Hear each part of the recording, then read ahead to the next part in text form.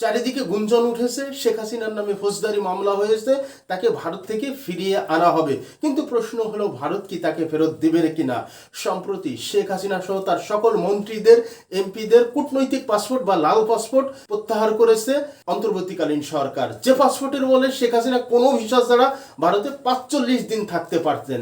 কিন্তু এখন যেহেতু এটা বাতিল করা হলো, এখন কোন স্ট্যাটাসে ভারতে তিনি থাকবেন বা চুক্তি অনুযায়ী শেখ হাসিনাকে ভারত ফেরত দিবেন কিনা, এই যে গুঞ্জন, এই যে আলোচনা সমালোচনা, এগুলোর কোনো মূল্য নাই। কারণ স্বাধীনোত্তর বাংলাদেশে ভারত এদেশ থেকে শুধুমাত্র স্বার্থ হাসিল করেছে, বইকে বাংলাদেশের ন্যূনতম স্বার্থ তারা ছাড় দেয় নাই, ন্যূনতম স্বার্থ তারা হাসিল করতে দেয় নাই। এমনকি তারা চুল পরিমাণ ত্যাগও স্বীকার করেনি বাংলাদেশের জন্য, বাংলাদেশের মানুষের জন্য। অতএব আমরা খুব সহজেই বুঝতে পারি ভারত শেখ হাসিনাকে ফেরত দিবে কিনা।